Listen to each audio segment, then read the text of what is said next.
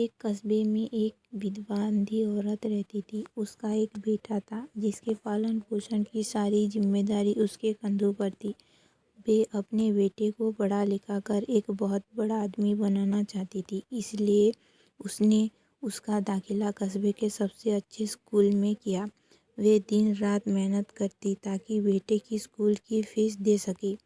लड़के के स्कूल के बच्चे उसकी माँ के बारे में जानते थे। वे उसे अंधी का बेटा कहकर चिढ़ाते थे। लड़का इससे बहुत परेशान था।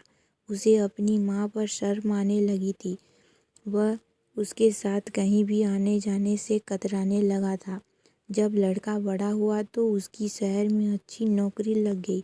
उसने अपनी माँ से वादा किया कि शहर में मकान लेकर वह उसे लेने आएगा, लेकिन वह शहर गया फिर लौट कर वापस नहीं आया। उसकी अंधी माँ उसका इंतज़ार करती रह गई। कई महीने बीत गए, लड़के की कोई खबर नहीं आई। अंधी एक दिन उससे नहीं रहा गया और वह बेटे से मिलने शहर पहुंच गई। पूछते पूछते वे बेटे के ऑफिस पहुंची।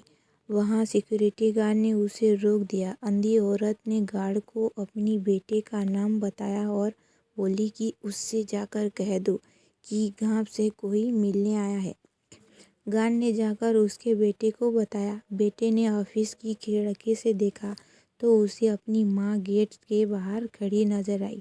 वे ऑफिस में सबके सामने अपनी माँ की वजह से शर्मिंदा नहीं होना चाहता था। उसने कहला दिया कि वह ऑफिस में नहीं है। अंधी औरत वहाँ से चली गई।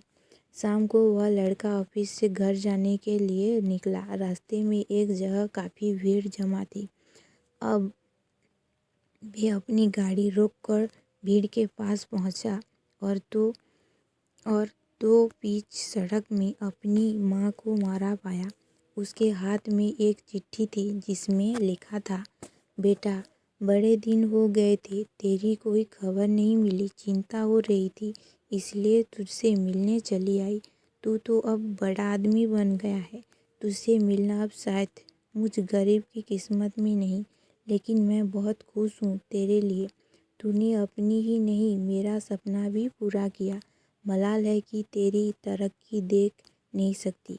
काश बचपन में तेरे आँखों में सरियाँ ना घुसा होता और मुझे तुम्हें अपनी आँखें ना देनी पड़ी होती, तो मेरी तरक्की अपनी आँखों से देखकर सुकून से मरती।